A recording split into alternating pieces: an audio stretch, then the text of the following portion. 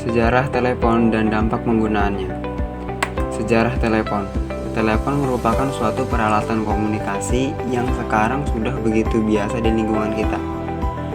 Dengan menggunakan telepon, penyebaran informasi menjadi mudah. Orang-orang di belahan dunia dapat saling berkomunikasi menggunakan telepon, meski jaraknya cukup jauh. Sejak ditemukan telepon telah tumbuh dan berubah sesuai dengan kebutuhan manusia yang terus berkembang. Telepon merupakan alat komunikasi dua arah, yaitu dapat menerima dan mengirim data atau informasi melalui media transmisi. Sekarang telepon terus berkembang. Dengan terus berkembangnya zaman, awalnya telepon rumah yang mempunyai kabel, sekarang berkembang telepon genggam tanpa menggunakan kabel. Telepon diciptakan oleh Alexander Graham Bell pada tahun 1976. Bell bersama Watson asistennya melakukan uji coba percakapan telepon pertamanya. Mereka berada di ruangan yang berbeda dan melakukan percakapan melalui pesawat telepon. Pada tanggal 7 Maret 1876, Bell menerima hak paten atas sistem dan alat telepon ciptaannya itu. Dan pada tahun 1877, seorang banker bernama Russell C. Donner membangun jaringan telepon komersil pertama yang menghubungkan rumah dengan kantornya. Pada tahun 1910, cikal bakal telepon seluler muncul. Itu ditemukan oleh Lars Magnus Ericsson. Dia merupakan pendiri perusahaan Ericsson yang kini dikenal perusahaan Sony Ericsson.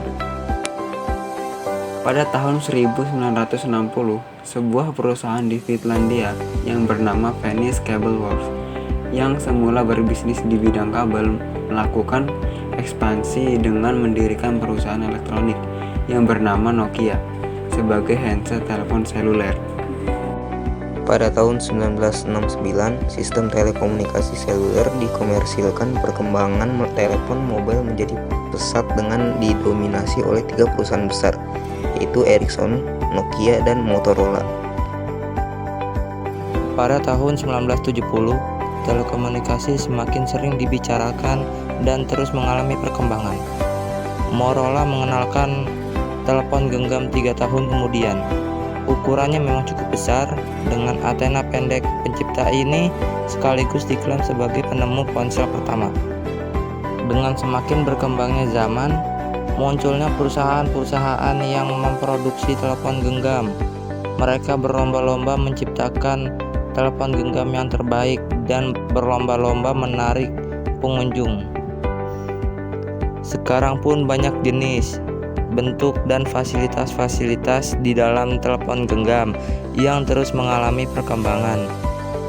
Yang awalnya bentuknya besar dengan memiliki antena, sekarang mengalami perkembangan menjadi lebih tipis. Tidak lagi terdapat antena, bahkan sekarang banyak telepon genggam layar sentuh. Fasilitas yang disediakan pun bermacam-macam, mulai dari kamera, fasilitas untuk online, wifi, dan masih banyak lagi. Dampak penggunaan akan tetapi demikian, di samping perlengkapan komunikasi, telepon seluler bisa membagikan khasiat yang positif untuk warga. Di antara dampak positifnya ialah sebagai berikut. 1. Memudahkan komunikasi jarak jauh, media hiburan. 2. Penolong kondisi darurat. 3. Fasilitas komunikasi. 4. Memudahkan akses informasi penunjang usaha bisnis. 5. Akses internet serta media sosial. 6. Menambah wawasan pengetahuan. Akan tetapi, telepon seluler pula mempunyai sisi yang merugikan untuk masyarakat.